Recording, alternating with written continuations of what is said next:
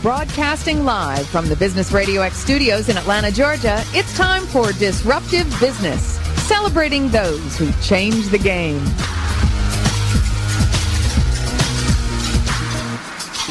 Disruptive Business features cutting-edge organizations and the innovative leaders who guide them. Today's show is brought to you by Minerva Planning Group. Good morning, Dana. How are you? I am fine. How are you? I can't complain. I can't complain. It's nice to see that we finally got winter with Christmas just a scant few days away. Well, you might think it's nice. I don't think it's so nice. No, you look as if you're dressed for it. I mean, I bundled up. I was not kidding around. You should have seen me when I walked the dog this morning. I looked like I was in Alaska. The dog was like, "What? Who is this? Right. I don't and what are we doing? And what's going on here?" Meanwhile, I don't think we said who we are. So I'm Dana Barrett. And I am Micah Porter. And who have we got here today? Well, today we have got Jeff Hillemeyer with Engage. Engage is a full-service marketing agency for the digital and social age. How did I do with that, Jeff? You nailed it. That was great. Well, thank you. And we've also got Noah McNeely from Slingshot. And Slingshot does product development and assists firms in sourcing manufacturing as well. That's right. And we're going to sort of talk to each one individually, but when these guys came in the studio, it seemed like they were already best friends, didn't it? Well, they had an engaging 5-minute conversation outside the studio, so yeah. And they promised to yuck it up on the show today. Absolutely. So let's see if they can do as promised. And our other guest is so patiently waiting. He is just...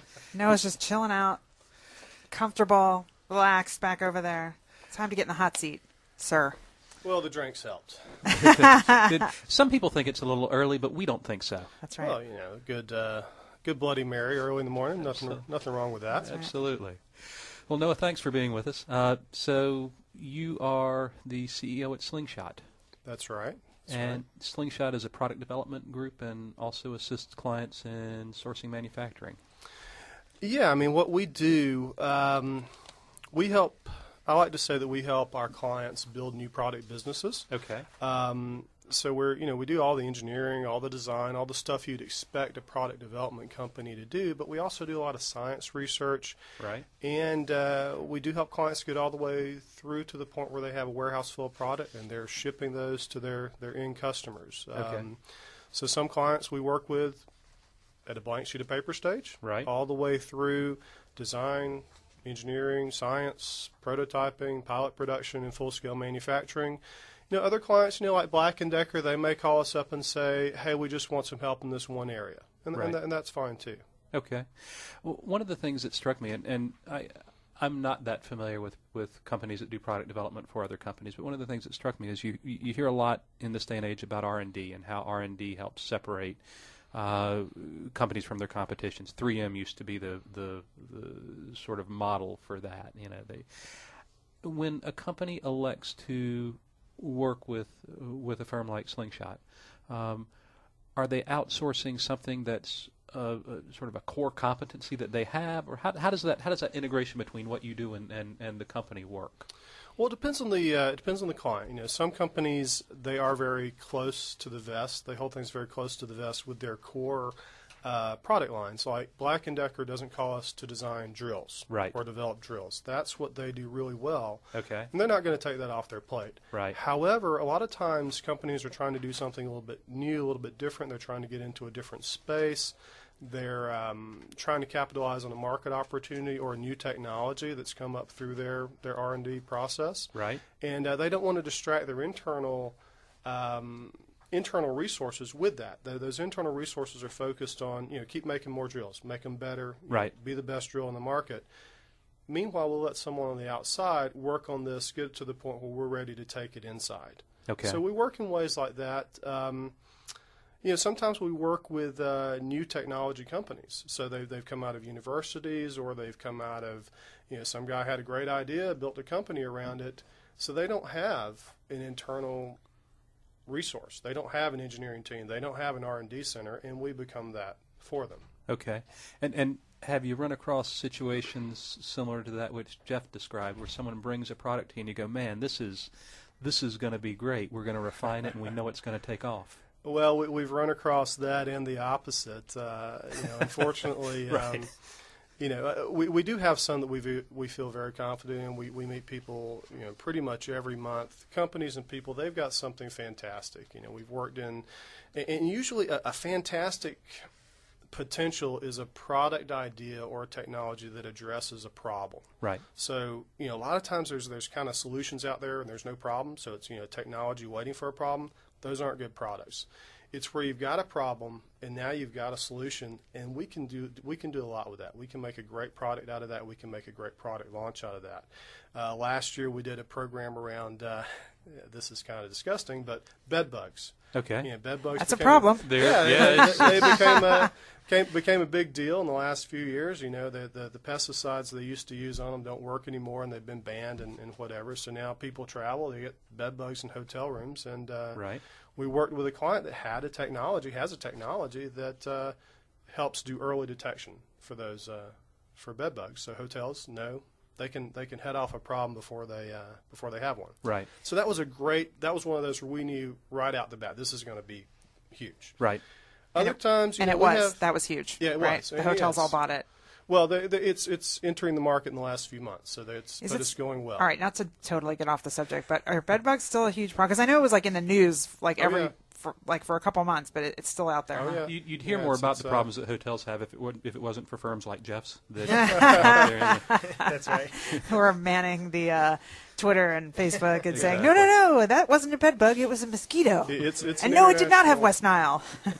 Yeah, it's an international problem. Pretty much every country you travel to in the United States, there's. But it's really just kind of gross, right? It's not actually. Can you get really sick from that, or is it just gross? I'm not a scientist. I wouldn't want to be bitten by a bed bug that bit somebody else. Yeah. All right. So just checking. It's gross enough. Yeah, it's pretty gross. I was just curious. I didn't mean to get off on a tangent. Sorry. Yeah, but that's just what I do. Yeah, sometimes we have people that come in the door, and even companies, even big companies, they come in, they've got this great thing, and we realize it's not going anywhere. Either there's something like it out there, or they've got to capture 100% of the market even to break even, just to break even on the program. And sometimes we have to not work with those companies. So you'll actually check out the business case of someone that's bringing a product to you before you take them on board. Oh, absolutely. I mean, like I said, we want to build product businesses. Right. I don't want to have a whole bunch of stories of, they developed this great product and then we couldn't sell it.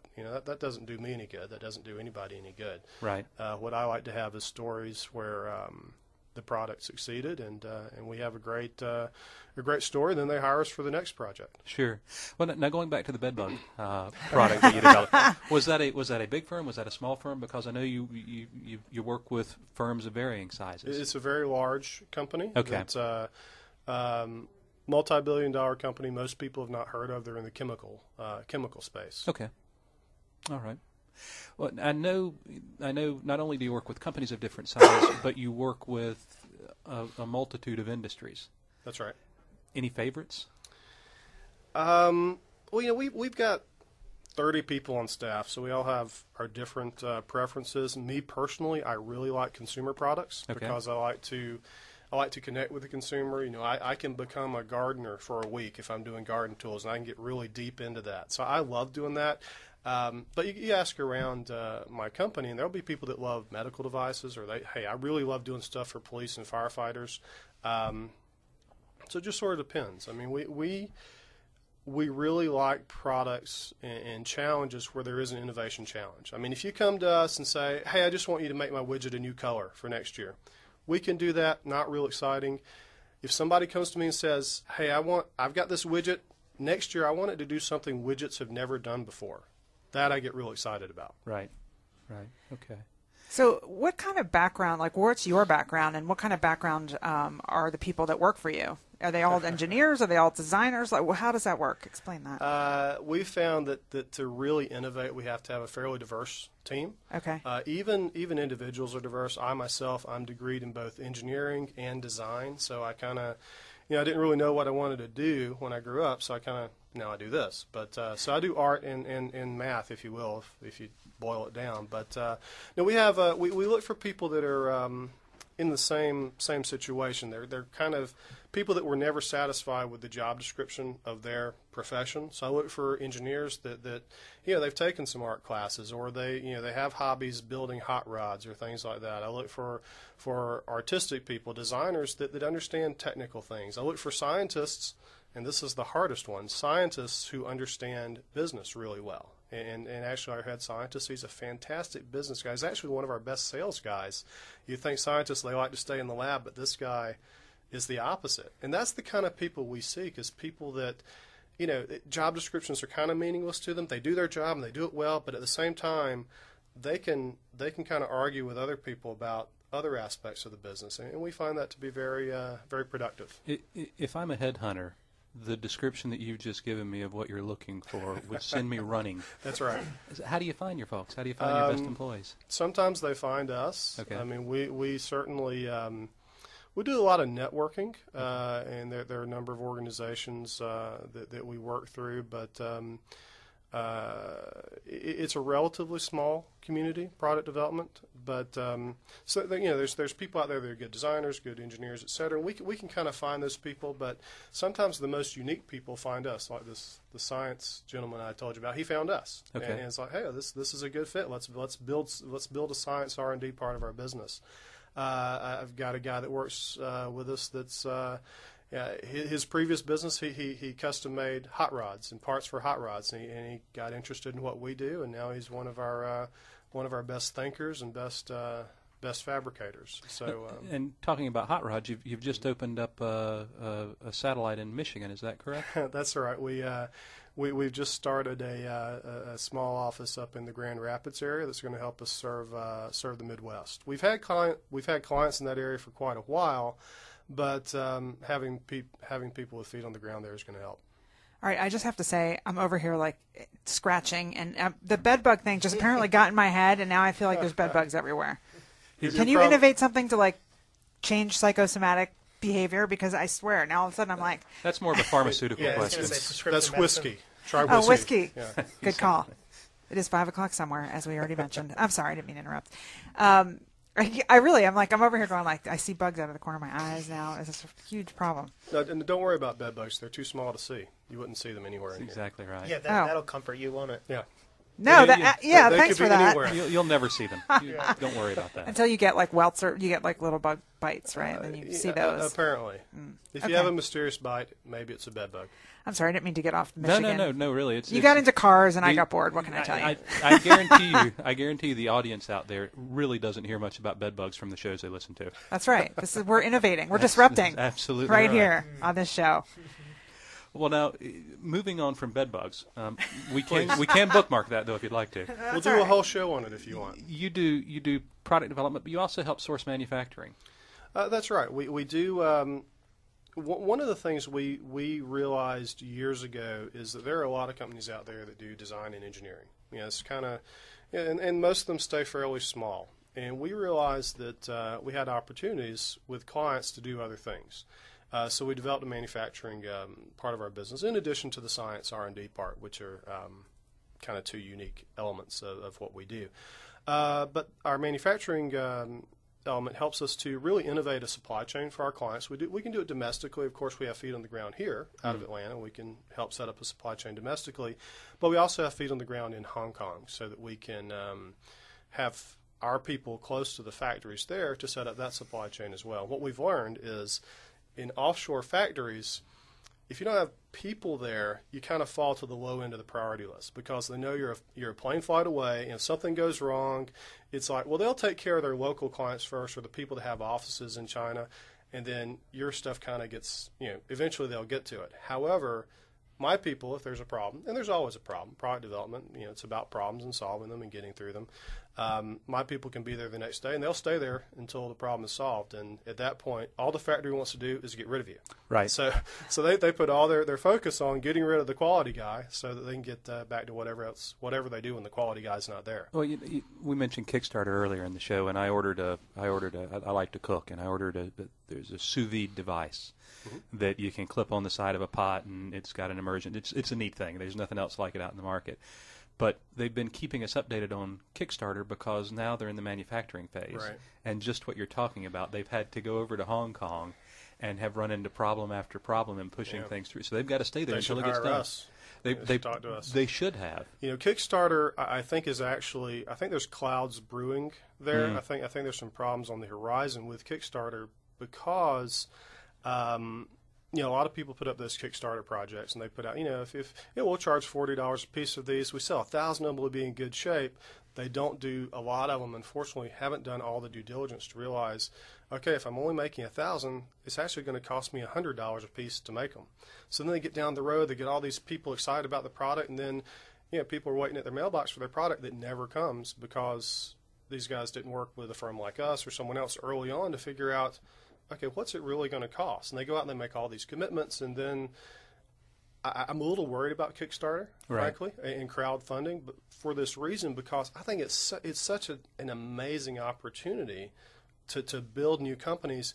I'm just worried it's going to get a black eye, and eventually people are going to kind of feel that they're getting taken advantage of because of some bad apples that either. I hate to say that. I'm sure there are people out there that intentionally do that just to take the money. Sure. But then also people that maybe got into it a little bit naively and didn't understand what they really needed to offer their product for in order to make their numbers. Well, the idea of crowdsourcing funding, from my perspective, is really appealing because I know what's involved in non-crowdsourcing funding. If you want to go public, if you want to bootstrap, things along those lines, it's a really great way to get products, really good ideas to the market very quickly. But you're right, without the diligence and without the knowledge of everything that's involved, I just hate to see that well get poisoned. Is where I'm coming from, because you're right. I have some ideas I'd love to put on there if I ever had time, but I'm too busy helping other people get their ideas to market. Well, it is interesting because it does seem like it works well for more creative idea sort of projects. We're going to make a movie, and what you're buying is not a widget. You're not buying a piece of equipment. You're buying, your name, a credit in the film. And so, or a producer credit, or if you really spend a lot of money, you can have a walk-on role or something like that. So you're not overcommitting. And I think for Kickstarter's original purpose was around arts projects and things like that. I think it's perfect for that. Right. However, the kernel of the idea there makes perfect sense for creating new product companies too, boutique product companies and things like that. It's going to be so easy for that to run off track, and those of us who care about it should try to find a way to fix it before that happens. Last thing we want to have happen is the government get involved and say, okay, we're going to regulate this thing, and that would be problematic. So, well, it's almost like they need to have somebody like you that they can go to for advisory services, just to say, am I pricing this right? Right. I can't put, like, I have this great idea, but like you said, if I promise 1,000 at $40 a piece, can I make that work? Exactly, and that's one of the things we do for our clients is help them work out their business viability early on, and for a few $1,000s, I can help a startup company either kill the idea quickly, and it's better that they spend a few $1,000s with me to kill the idea than to go out and spend $50,000 and then kill the idea, if that makes sense. Or I can help them realize, there is a path forward, but maybe you need to change these things. I understand you really want it to glow in the dark and levitate and this, that, and the other, but really all you're making is a house for a cat. So let's focus on that. And wait a minute, I want a levitating, glowing in the dark house for my cat. Well, who wouldn't? But who's going to pay $800 for one? My cat would never go in that thing. I know, that's true. I'm kidding, of course. I don't even have a cat, actually. Well, going back to the idea of having a startup come to you with a question, is this viable, and charging them a couple $1,000s, do you ever have a situation in which you might take equity? On occasion. We have to be careful about that because you start working for free, and then the work never stops. Who hasn't been there? Yeah, exactly. So we very rarely work totally for free, because the minute we do that, then it's on the other end of the table. It becomes, well, can you just do this? Can you just do this? Can you just do this? And then that goes on for a year, and you all of a sudden your business is belly up, and nobody has a job anymore. So we sometimes work at a reduced rate if we and equity if we really believe in the idea, and if I don't already have several of those deals going. We can only do so many at a time. Sure. But our business may change long term. we may do more and more of that. Right, right. And as far as your business goes, as I understand it, you do a little bit of everything at the business.